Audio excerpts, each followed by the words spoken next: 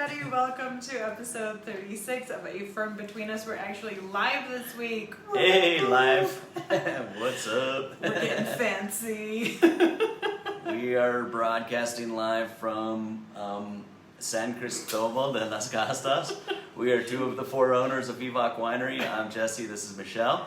Cheers. Cheers. Today we are drinking Pinot Noir, day before Thanksgiving. Yeah, this is unusual in a couple of ways. We finally got it together to be in a place where we can do a live remote, and also then we switched the days on you. So good luck keeping up with us. Yeah, it won't happen very well, but that's okay.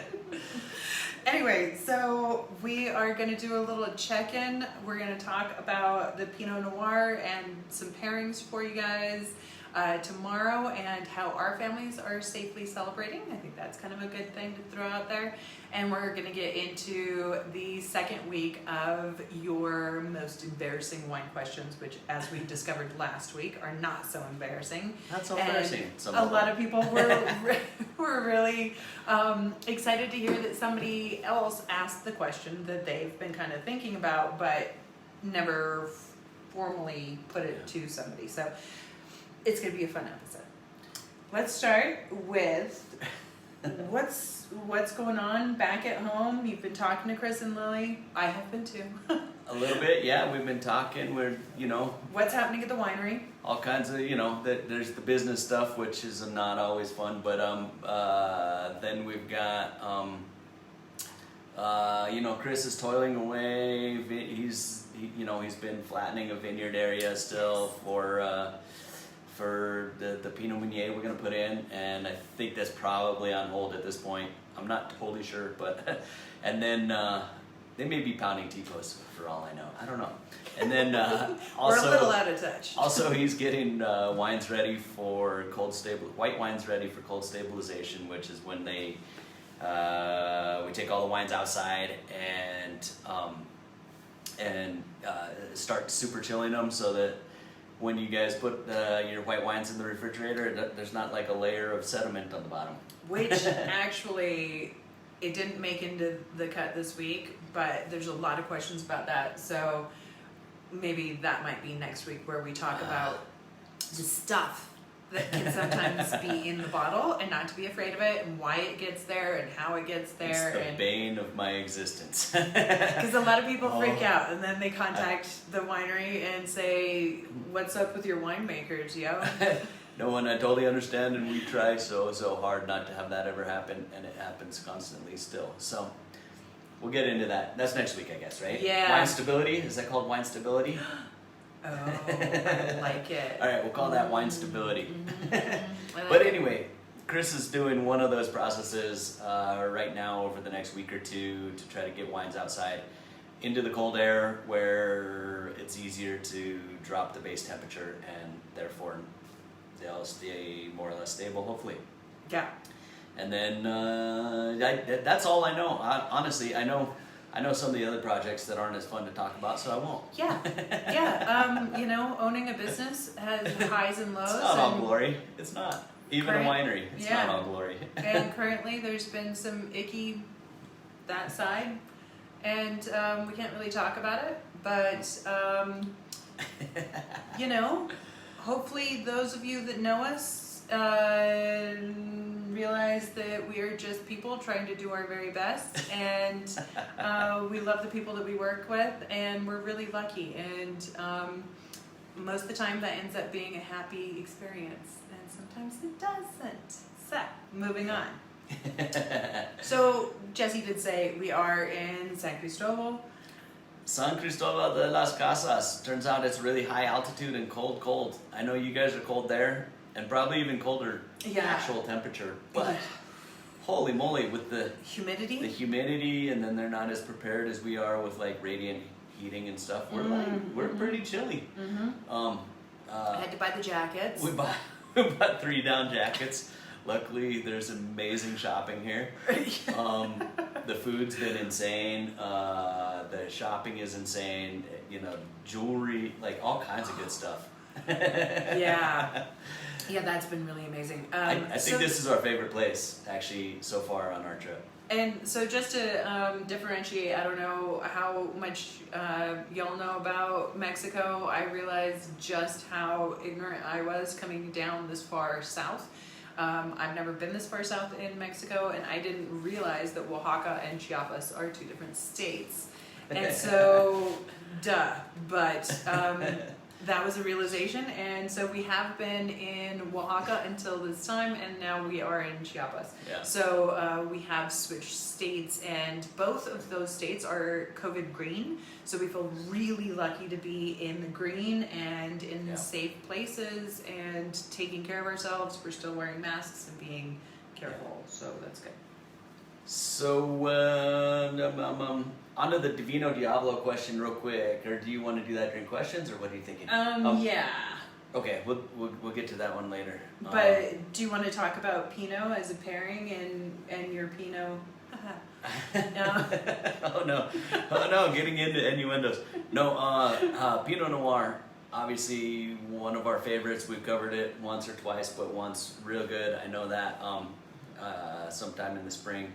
Pinot Noir is one of the most amazing grapes there is, but it's also kind of not a very approachable grape for beginning wine drinkers. So a lot of people are like, everyone loves Pinot and I hate it, what's up? And it's just got this kind of like earthy, funky stuff. Earthy, funky, tar, saddle, tobacco kind of like flavors to it, depending on where it's coming from.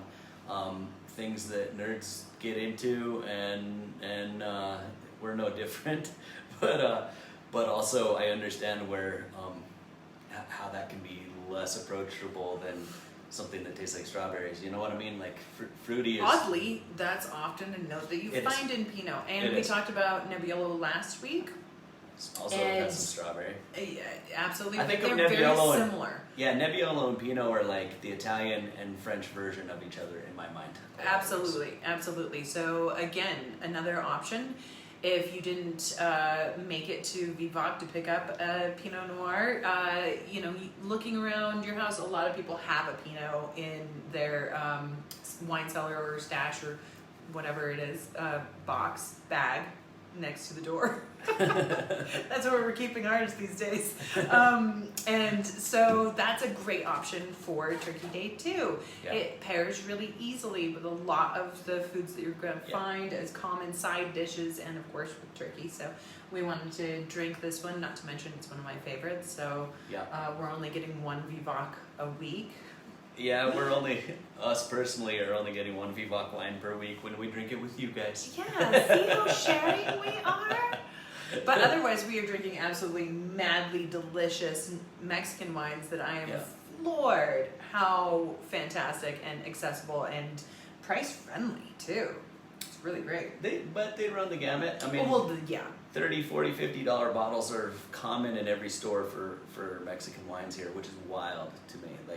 And I mean, obviously they're not going to stock the shelves with them if they're not selling sometimes. So I don't know. We've been buying some of those too. And we have. Because, it's research, and that's our job. And it's tax write-off for us, unfortunately. Yeah, sorry guys. One of the things I just wanted to note, this very sexy mood lighting that is a bunch of shadows and weird. It's because we are in this incredibly beautiful apartment in a hotel here in San Cristobal that is up 5 billion stairs to get to, but it's called Hotel Las Escaleras, which is the stairs. It's the name of the hotel, so you knew what you were getting into. Well, some of us should learn Spanish before booking the hotel arrangements. It's a beautiful place. I recommend staying here, though. It's so gorgeous, but we are an hour ahead of you guys. So we actually started this at 6 o'clock so that it could be at 5 o'clock for you guys. See, sharing, giving, again, we're just amazing. But it also, it's dark. The sun has gone down. We were like, we'll do it here in front of the window. It'll be awesome. And then we're like, oh, wait, it's going to be dark. Let's turn the lights on ourselves and then we'll just be full of shadows. Yeah. Otherwise, we'd be out on the terrace in our parkas and it would be dark, getting darker behind us, I guess. I And don't still know. no lights. That wouldn't have happened. And no internet out there, so never But mind. at least we're live, and you get to see the ridiculousness unfold before your eyes. So Pinot Noir, Yes. also related to Pinot Meunier, the one that we're gonna plant in the spring. I Mhm. saw a question on there. Yeah. You could read? Yeah, well, yeah, I saw it, and they were asking if the Pinot Meunier is going to be for sparkling, and wink, wink, maybe. You know, I don't know. It's one of the extreme possibilities, and part of a plan. You know, that may be Greater plan. 4 or 5 years down the road, but yeah. So we're excited about that. I'm super impressed. I can't read that at all from here. Well, I got a new prescription before I left, so I'm doing okay-ish. And I'm taking medication that could alter your Negatively eyesight. alter your vision. Yeah, I'm like, Maybe that's what's going on.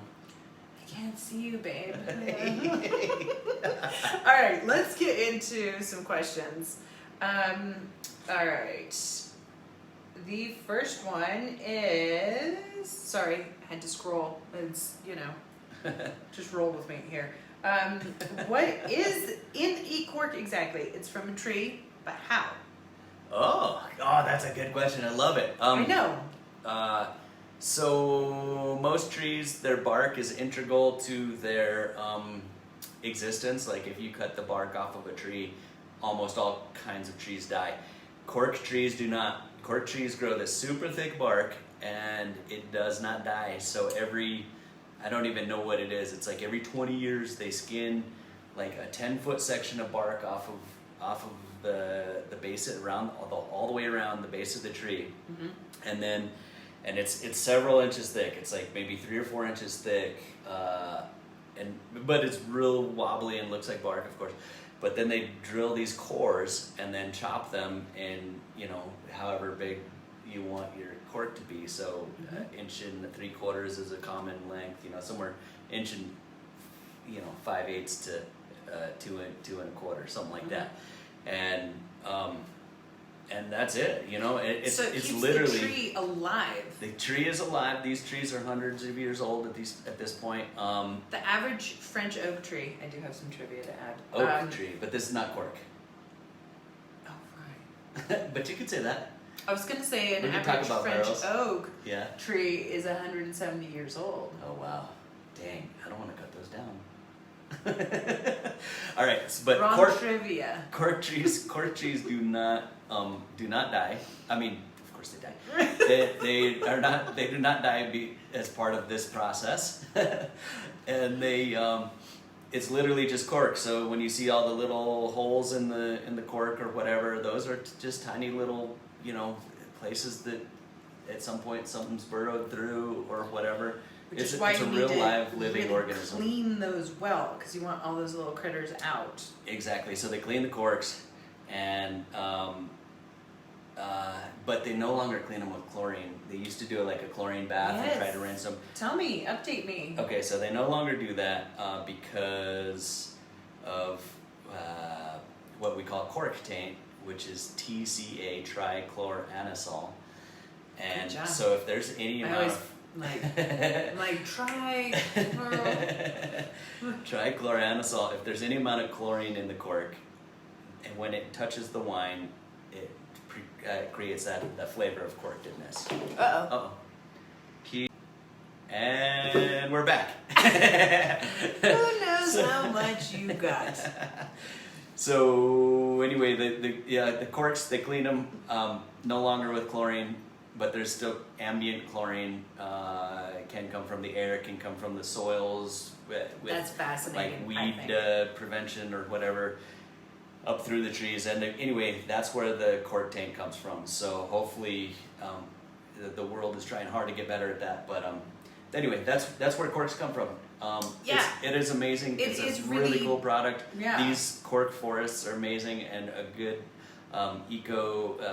ecosystem in and around these. So support the wineries that are using real Yeah. cork. It's actually important. It's good for the environment to use real cork. And so yes, you are absolutely right. It is from a tree. It's the outside of a tree. It doesn't cut the tree down. It's good for the environment for you to support buying wines with cork. So Yep. thank you for that question. That was awesome. Yeah. All right. What is an appropriate amount to spend on a bottle of wine at a restaurant when you're on a date? Yeehaw! Let's see how Jesse answers this. Well, if you're the person providing the financial support for this date, if you're the one taking the person out on the date, you probably have to weigh how important the date is. And like it, is it an anniversary? Is it a is it a first time wooing, or is it just date night this week, or that kind of thing? I would like to interject here with the initial dates. You don't want to over wow and then never ever do it again. I would like to point out. I made. I fall victim to this, what she's about to point out. You don't say. The most amazing first anniversary ever. We went to the Compound Restaurant, which is in Santa Fe. If you have not been there or been ordering their to-go service, you absolutely need to try some of the culinary delights there. It is extreme fine dining, amazing. Anyway, so we're going there. So already, wow. He then has a florist deliver flowers to our table. So I had beautiful roses on the table, and then he gave me a diamond necklace. Yeah. I mean, wow. It's been now. Poof. And now he doesn't celebrate anniversaries at all. Now 17 years, 16, 17 years since that day. And I have never lived up to that. Again, I rarely get flowers. If he remembers that it's our anniversary. Oh, I remember. I'm just usually not there. That's so true. He goes hunting on our anniversary. And so then he'll be like, hey, when do you want to celebrate? And then the day of, he'll be like, should I make something? I'm like, oh, so we're going to spend our anniversary with you at the grocery store? I give you a call when I'm out of town. Or text if I can't get signal. This is not flowers, a gourmet meal, this isn't the question. This is totally off subject. I'm just saying.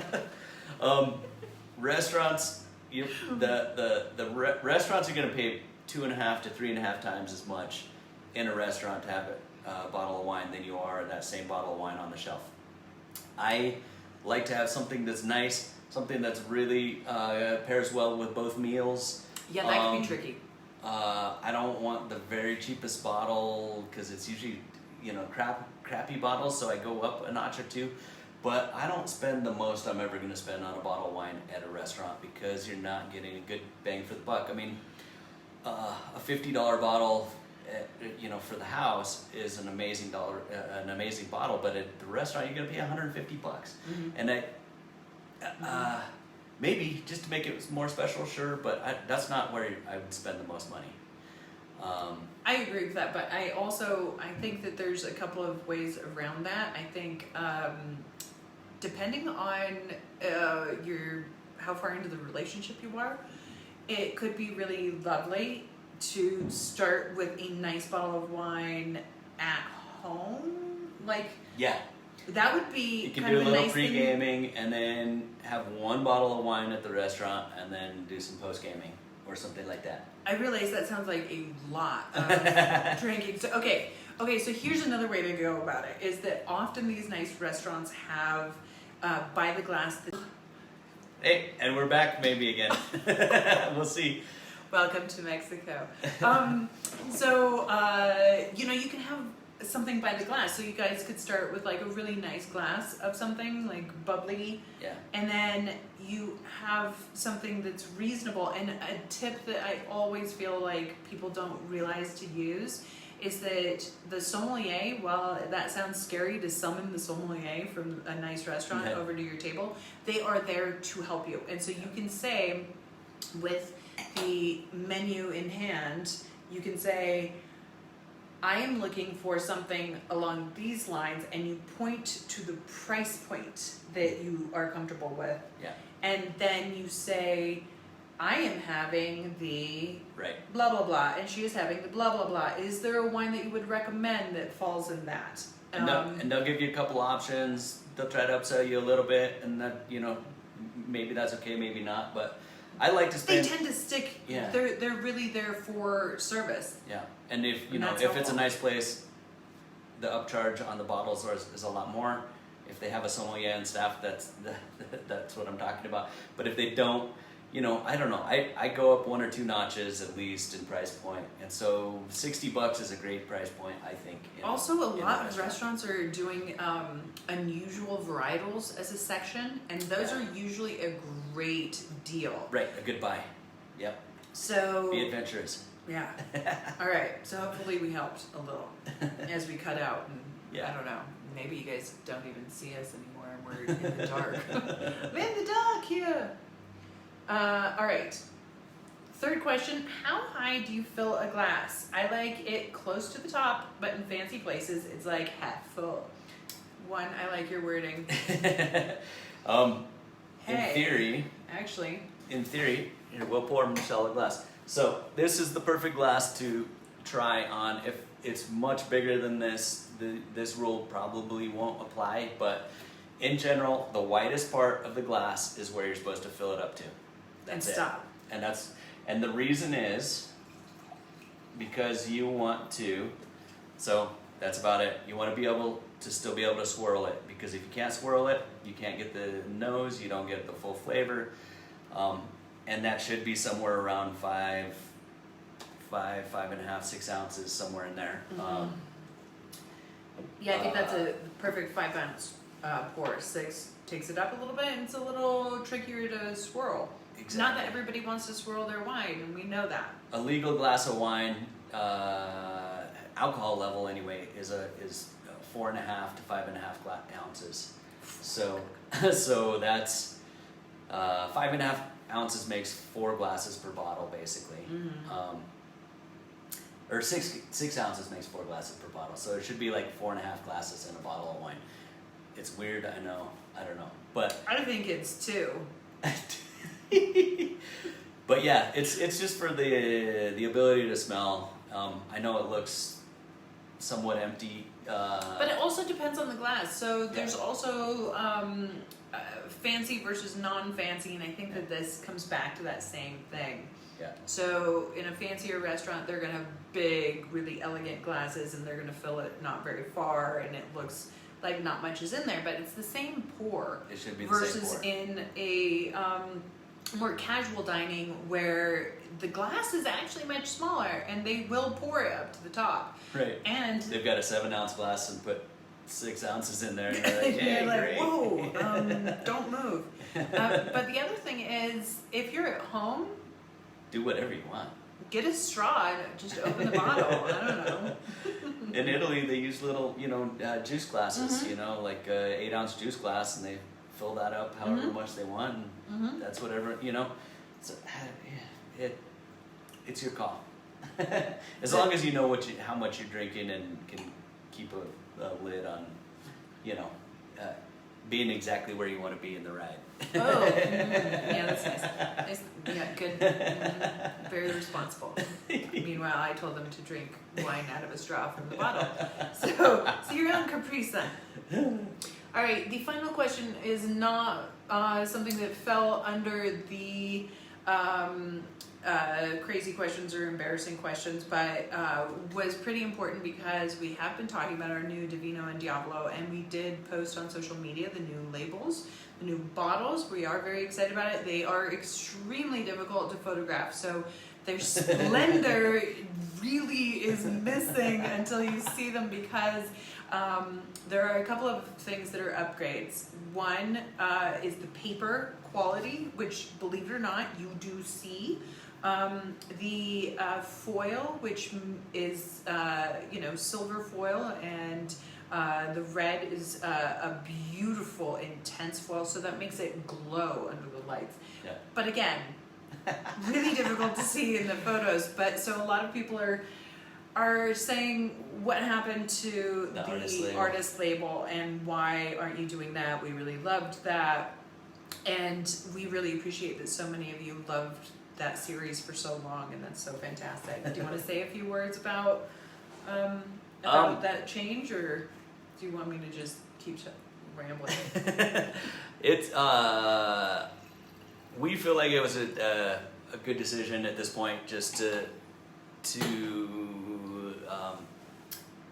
we had fun with all the artists and we had a great time, but we felt like we're spinning our wheels in some ways, and it's just going a new direction with it. I'm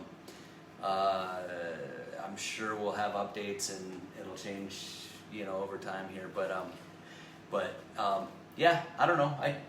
We may go back to something like that at some point. I don't know. For us, that phase had run its course, and And it happened to be after 10 vintages, so it Oh, no felt way. like That's a crazy. nice I didn't know that. capping. Huh.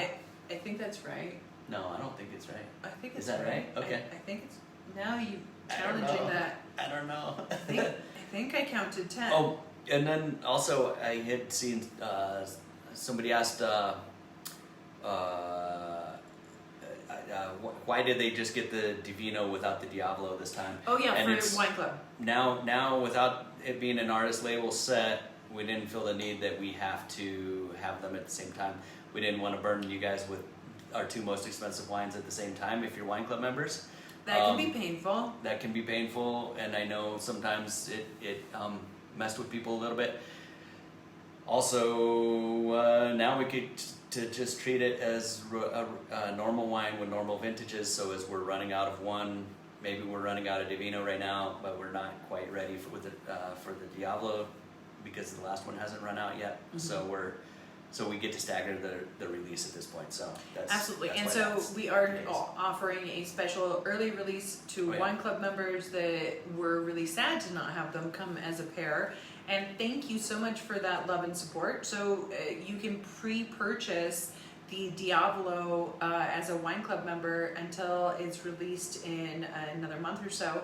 And Black Friday is coming. So definitely those of you that are in our Wine Club, that is an option. And those of you that are not in our Wine Club, why it's also not? an option. Oh yeah. Join the Wine Club. The Then Divino Diablo is not an option, but you get all the cool deals. And so another question that had come through was, can I send this coupling to friends and family? So if you're in the Wine Club and you want to send the Divino and Diablo as a pair, as a gift to anyone, you can do that. Absolutely. You and get we'll your ship discount. it from our place to their place. Exactly. Directly. And with a gift card, if you want a message, whatever, that is. So you can do that with than, multiples and to yourself, whatever you want. Yeah. So if you've got a list, here we are. Your private Santa. And also you can add in a lot of people are wanting to send t-shirts, hats, masks, or logo masks. We're even upgrading to a new mask. You can make all kinds of stuff and we'll send it for you. Easy peasy. There is an upcoming Diablo release though at some point, and we don't know for sure when it'll be, but probably here this spring. I don't know when, but just so you know, you got another bottle coming if you're Wine Club. Yes, we just don't know, like a couple months or so. But anyway, back to the artist label thing too. I just wanted to say one more thing on that is we have really loved all the artists that we have worked with. We feel really lucky to have had that opportunity and how generous they all have been. Yeah. This move forward really represents a beautiful step into a classy, cool, new modern look that is just a step sideways. It's not that it's better or worse. Hopefully you guys agree. And yeah, like you were saying, that maybe at some point we can do a specialty one wine where it's one label. There were a lot of challenges with trying to have one artist do both labels and each vintage be significantly different. Sometimes we ran into that is there's similar artists creating beautiful work, but if it looks too similar, it gets really confusing on the shelf, and our suppliers don't like that. So I don't know. We had fun with it though. We really did. We loved it, and hopefully you guys embrace this new look. Definitely get it in your hands because it's so pretty. Yeah. That's it for today. Next week, evidently, we're going to talk about What'd you call it? Wine stabilization. Wine stabilization. Wine stability. Yes. That's better. Apparently, wine stability and wine stability questions. And we're moving into December, so let's talk about holiday wines. Please send us all of your experiences from tomorrow's Thanksgiving and what worked, what didn't work, and let's tackle how to make that better for your Hanukkah and Christmas and Kwanzaa and whatever you celebrate. A couple of real quick things on how our family is celebrating for tomorrow. Thanksgiving is really tricky when you're in lockdown, so how did your family celebrate, Ben? I guess Chris and Lily, the other two owners of the four, went over to our parents' house, me and Chris's parents' house, last week because it was the last week that they could, it was warm enough that they thought they could do dinner outside, mid-afternoon in the heat of the day, and I think they had a really, really good time. And then, because obviously the weather was going to get cold this week, and so they were socially distant, and hopefully everyone considers that decently socially responsible. And and had as a great part time. of that, that there is a little background in the property that we that Jesse and Chris make the wine on is also where we live, which is also where his parents live. So we're all very much in the same bubble. Jane and Dick have done a wonderful job of staying at home. That's and right. Their being name is very... Jane and Dick and Jane. Their dog is not named Spot anymore. Sorry. Were you just called Boy? Boy. Yeah, maybe. Yeah, maybe I was. Actually, I was probably too young to know. But Anyway, they've been very careful, and every time that we see them or get together, we actually stay on the patio, socially distanced. So that's very important. And my family, my parents, are up in Taos. They've been staying at home, and they are actually doing one of the pickup meals at one of the wonderful restaurants. Mm-hmm. Mom, I'm sorry, I can't remember. Is it Martyrs? Maybe Martyrs. It's one of the great restaurants up in Taos. They're doing pickup, and they have been also taking care of my grandmother, who is in a wonderful retirement center that is being very, very careful. So they're going to be able to have a very close proximity, tiny Thanksgiving. And we are going to be on the road. We're going to be on the road tomorrow. We promise that we'll eat some kind of bird, maybe? I don't know. Hopefully there's some roast chicken going on or something. Many towns between here and Palenque. All I can promise is the wine. Check this out. You said went Martyrs. today. You said Martyrs, and on Friday we're going to meet up with the chef from Martyrs. So, oh my gosh. Yeah, He's coming down to see us while we're hanging out. It's going to be fun.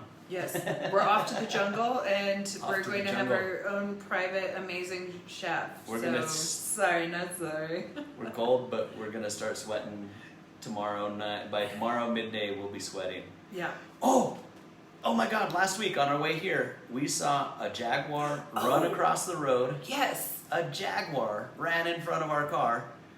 50 yards up, and then we've also seen several iguanas. Huge.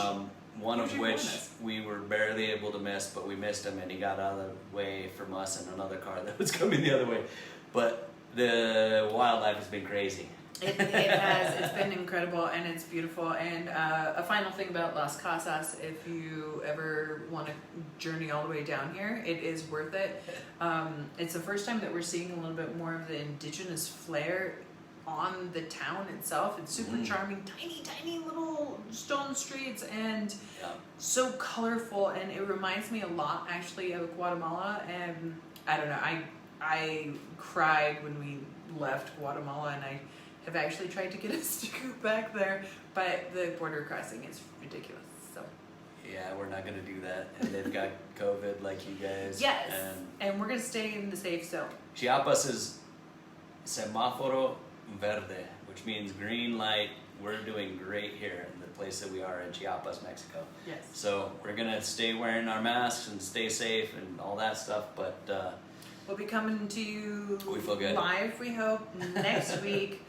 Send in your questions. Send in all of your experiences, because let's talk about that with Thanksgiving and how weird it is and how to head into the holidays safely. So what worked, what didn't work, tell us about it, okay? Cheers, guys. Happy Thanksgiving. Happy Thanksgiving! I'm thankful to you all. Yes! Thank you so much, you guys.